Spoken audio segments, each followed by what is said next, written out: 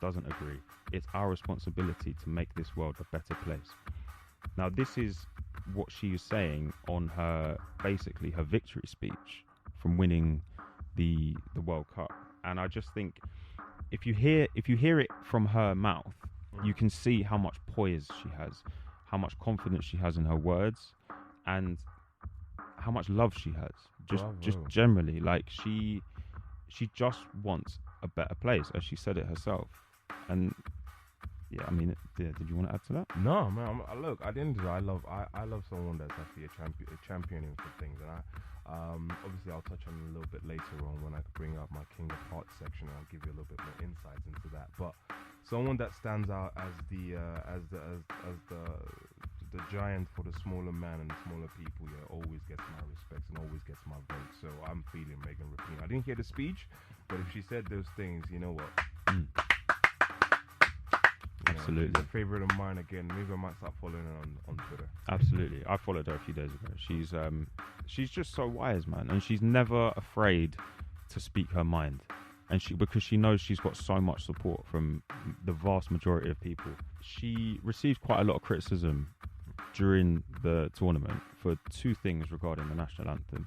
Okay. One of them was that she didn't sing. She refused to sing the anthem.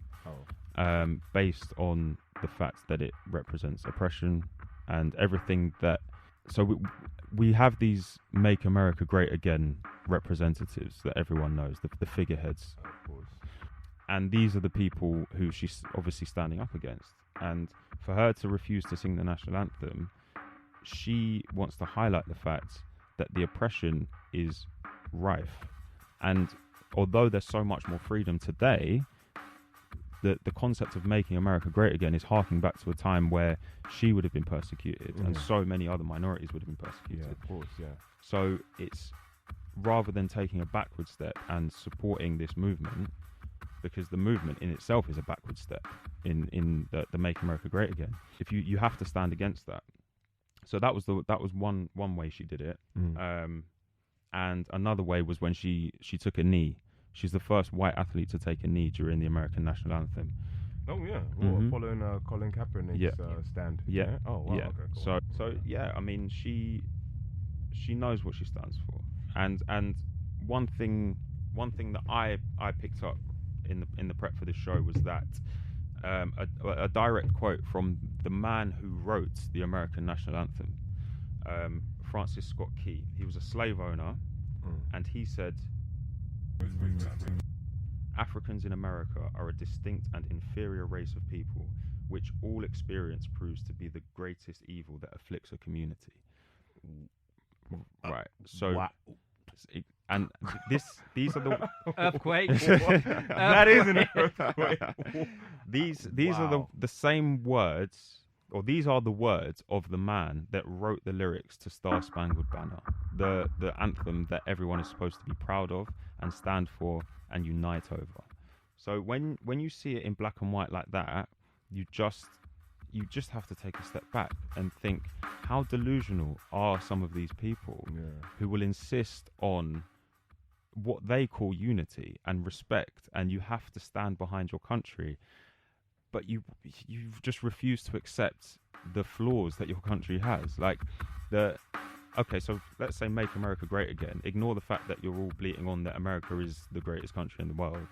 Those two don't collate. Exactly. But the thing is, when you look at a country like America, you actually start thinking in terms of their history and where they've come from and where they are now. Did they not grasp?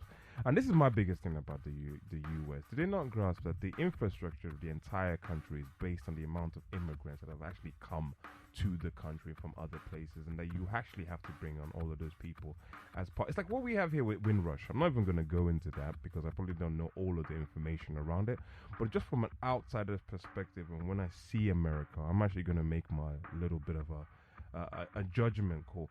You got the Irish that first settled over there. Then you got, various other denominations from the South Americans. I'm gonna call them Mexicans and whatever and whatnot. That have actually come into the country across the border from Mexico for years and years, for hundreds of years. Then you've got the slaves that you had that brought them there, and then you have the initial, the original Native Americans that have been there. Now you have to look at it as America is based around the fact that it's purely like the immigrants that have come into the country. They've built it. Now, how you have all of these, for use of a better word, all of these white people that now say that they are the elites and the upper echelons of a country that's been based off the back, that's created, and the Industrial Revolution, all the various revolutions that have actually happened in the U.S. is based off those immigrants, and you still have this kind of way of looking at the people that have created your wealth, that have created your strength, that have created the power that you have across the world, and you can't even recognize them. I think there's something seriously wrong with Americans. I remember I had this conversation a few weeks back about the difference between Africans and African Americans. And they were going back and forth about how, there's a difference, this, that, and the other. And then I remember towards the end of it, I didn't even want to have the conversation anymore. I was trying to walk out of it. But then someone just turned around and said, you know what, you have to realize, whether you're African American or whether you're African, you're all African. Essentially, that is simply the fact. You're all African. You're not an indigenous people to that country. No.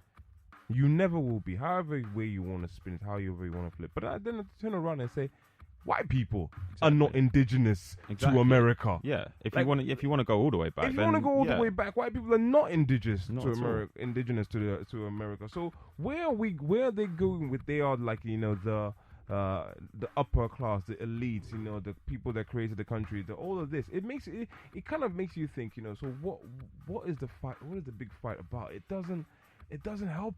It's not taking us anywhere. It's just creating more and more divisions where there just doesn't need to be any divisions. Okay, I'm going to throw a mad one in here. And I always keep saying to people, the only way we're going to solve all the problems that we currently have around about religion or race, why don't aliens come? Then we'd have to unite and fight the aliens. I really want to see like aliens. Men in Black. Like Men in Black. Like Independence Day. Like all of those films. And Will Smith has to be there. Will Smith has to be The the saviour man. of the human race is always Will Smith. He has to stand in front of us and say to whoever alien that comes. Because I always think, look, at the end of the day, we need something for us, all of us, to unite. Global warming doesn't seem to be doing it. No. And There's not a single threat in the world that has brought us together so far. Yeah. And there are more threats now than there have been for a long, long time. ever. Yeah. In the history of the world, there are more threats now than they are. Like, choice has given the human race more problems than it has ever given us in terms of, in terms of unity. So right now, if we had an alien race that decided that they wanted to come here, where is Thanos? Where is Thanos? If we had an alien race that decided that they were going to come down and actually wanted to wipe out our population, or they wanted to steal our resources, maybe then we'd find a way to actually, because I really don't know, because it is not, I just don't know now. I don't think there's anything, man. I think that there's so much hatred boiling up in some people that there is not anything in this world or out of this world that could make them put their differences aside with certain other types of people, like racially or whatever it might be, gender. There's just too much hatred, and the sad thing is that it's based on absolutely nothing, either nothing or complete lies. It's true that they've been fed. And Question. Do you think that we should replace Captain Marvel with Megan Rapinoe? Yes. Yeah. I was thinking, I saw a picture the other day and I was like, yo, this could work, like, you just literally just slip her into the next film and just replace I hope she can act. She is Captain Marvel. She is Have you Captain seen her Marvel. on the pitch? She is she's Captain Marvel. man. She's got some isn't she? serious She's skills, a man. baller. She Yeah, knows what exactly. she's doing. Baller. Not even being funny. I mean, honestly, like you said, she scored in the final. She's the Golden Boot winner from 2009 World Cup. She's the player of the tournament.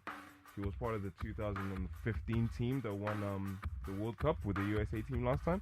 and she won it as well with the Olympic winning team as well. So what? She is Captain Marvel. Yeah. Yeah. I mean, she's Like, got enough achievements there. Like That is a CV. you know? So give it to her. Give it. According to Piers Morgan, she loves herself, and he doesn't like footballers being political activists. He just wants them to play football. Shut up and dribble. Yeah, he said. Well, literally, I mean, he literally said seriously, nobody wants to hear it. So if Piers Morgan said it, it must be gospel. You know what? I keep saying this to a lot of people. I want to sit down in a room with Piers Morgan. I saw an interview that he did the other day with I can't remember how long ago. I don't know when this was. With Akala. Yes. Akala shut him down Yes. so hard. I was saying this as well. Shut him down every single point that he tried to bring up. Akala was like, nah. Mm-hmm. Because that was a wrestling or a boxing match that I'd love to see, but that was a verbal boxing match, and he got beaten every single round. And Piers Morgan needs that. Like, but yeah, I mean, like, look, I didn't really her energy alone, just the energy that I see from Megan Rapinoe just makes me think, yeah, she's a positive role model. And if she's trying to, I keep saying to people, and I've been saying this for years, strangely enough, yeah, the women's football game, or women's soccer as they call it over there, definitely needs as much sort of gravitas as the men's game, because I can't remember, I think it was the game I saw, I think it was France v someone, I can't remember exactly what country it was, but they actually play, you know, Yeah, they play, it was in the in the last 10 years, women's football has come on leaps and bounds. Yeah. Like, seriously, like, I remember back in the day when I was a kid, and it was always about Arsenal ladies, and being an Arsenal fan, I took a lot of pride in that. Yeah. But there was really no rivals. Like, it was every single year. I think they won it every year for like 15 years or something like that. Yeah, I remember that. Yeah. So now there is a lot more money invested into the game. There's a lot more competition. And Man City's team are winning. I think Man City's ladies team have won the UEFA or the Champions League, the Women's Champions League. I think, is that right? I think so. Oh, and there's a few other sort of there.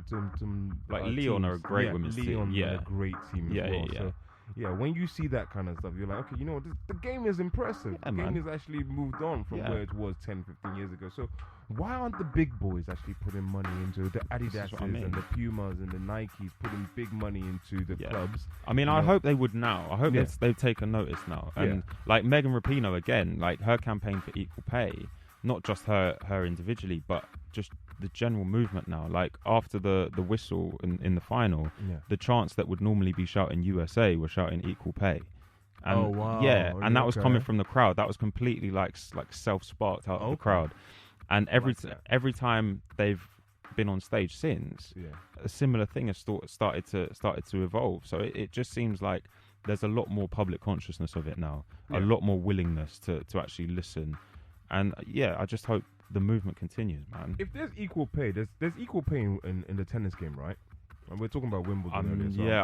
So I'm not. I think recently. Serena made a big campaign about there being look at me, I'm calling her Serena like she's my best friend. Yo, Serena, how you doing? Yeah, give me a call this weekend. All right, cool, we'll talk. Yeah. But Serena made a big statement about, there being equal pay in the women and men's game. And I think she's been a big, kind of activate for that. So I think, the game is just as big. I mean, I saw some of those stadiums, they were packed out in France. For the Women's World Cup. So I can imagine that they gain just as many viewing rights or just as many viewers watching the game as well as much as the men's game. So give them the money then. And I mean, to be honest, I don't think, for them in particular, the USA team, I don't think equal pay is enough. Because let's be honest, what have the men's team in the USA ever achieved in football? Tune into your heart with that guy Ken, the king of hearts. King of Hearts came around from conversations that I've been having with people, and it's going to be centered around men. Following on from the conversation we had last time about mental health, and I think we were talking about rants and bants and the other guy having a competition, the boxing match around mental health. That was it. So I've been discussing, I sit around with a few friends. I've got a lot of good friends. I'm not going to shout out anyone because I don't want to put you in the spotlight, but we were sitting around having some drinks last week before my event, Truth, and I was talking to the boys about what we're all getting up to and what's happening in life. And we remembered something that came up with something that's been happening. I'm sure you guys have seen this. Black men don't cheat. it came around that black guys get a lot of stick, especially by our women. We get a lot of stick, and it's kind of unfortunate because a lot of black guys are always being labeled with the same thing. They're labeled as aggressive sometimes, especially in the workplace environments, and then they're also labeled as being toxic, or they don't know how to treat women right, or they cheat, or they behave in all kinds of ways. And I think Fredo